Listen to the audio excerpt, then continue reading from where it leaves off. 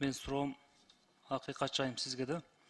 Дүйнөдө 20-дан ашык өлкөдө биздин миңдеген жарандарыбыз түрмөдө отурат да. Ошолор боюнча маалымат бересизби? Ушул күндө акыбалдар кандай болуп атат, эмне болуп атат? Эң көп өзүңүз билесиз, Россия Федерациясы менен Кытайда бизде түрмөдө отургандар. Кытайда 50 граммдан ашык мыйзамсыз ташылган заттарды менен өлүм жазасына тартылат. Кытайда бизде миңге чейин жарандарыбыз ушундой түрмөдө отурат. Алардын укуктары кандай болуп жатат? Сизге кайрылыштыбы? Жана ошондой эле Россия боюнча.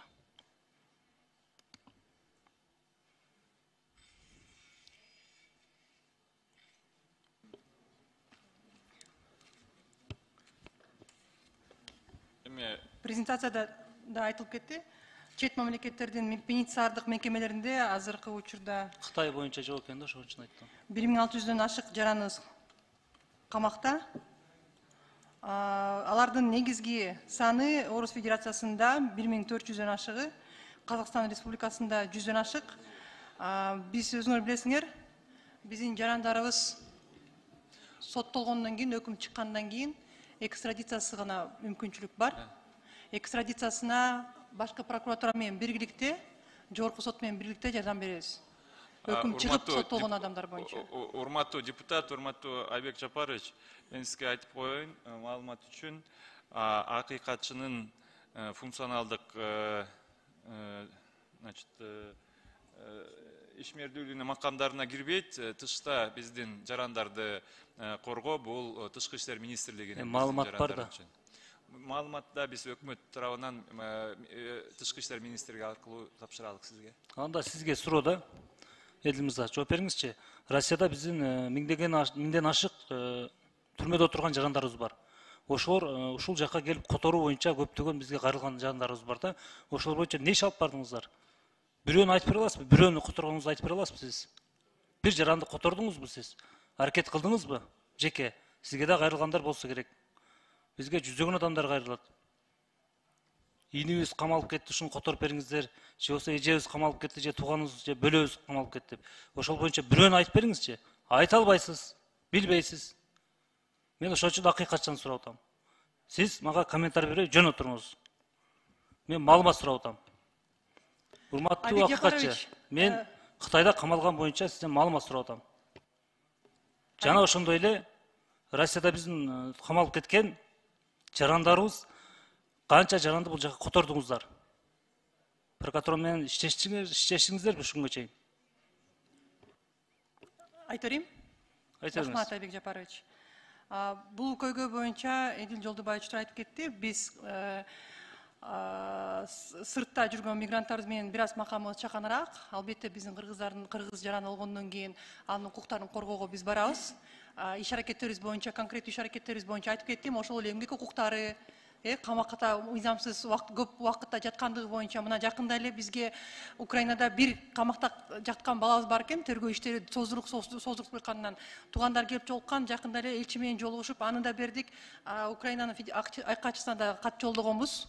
Албетте бул биздин каттары сураныч катары кетет. Андан кийин азыркы учурда мынакей 2021 баяндамабызды карасаңыз, 92 барагында Россия Федерациясында 1012 соттолгондор уже, өкүмдөр чыгып соттолгондор 1012. Кытайда 12 адам деп жүрөт, расмий маалымат бул. Анан албетте Эдил Жолдубаевич айтып кеткенде, биз аларды камактан чыгарып кеткенге же кандайдыр бир мүмкүнчүлүгүбүз жок. Аны биз прокуратура менен, жогорку сот менен биргиликте алып барабыз, экстрадиция суроосун. Ал боюнча так маалыматты прокуратура жооп берет деп ишенем. Рахмат. Рахмат. Баш прокуратуранын өкүлдөрү, сиздер ушу Россиядан биз жакка которулган боюнча маалымат берип кетиңизчи. Канча адамды котордуңуздар, канча арыз түштү, канчасын аткардыңыздар? Маалыматыңар барбы? Аз толуктап берейин азыр. Бул 2021 жылы. Акыркы бир эле жылды айтып бериңизчи. Хорошо, аз толуктап бересиз. Урматтуу прокуратуранын өкүлү, жогорку кеңешке жыйынга келип атканда даярданып, жакшы даярданып, суроолорго так жооп бериш керек. Анан төмөнкүдө дагы айтылгандай, депутат сизге запрос жөнөтсө, сиз айтып атасыз. аны жооп берем, анан кийин жооп берем деп. Сизге кайсы убакытта айтты, канча ай өтүптүр? Иш чара боюнча регламентиңиз бар, регламентте сроктору жазылуу. Ошо регламент боюнча убагында сиз должны ответить. Если определенные сотрудники своевременно не придерживаются регламента и не отвечают вовремя, вы должны тогда призвать к ответственности этого сотрудника.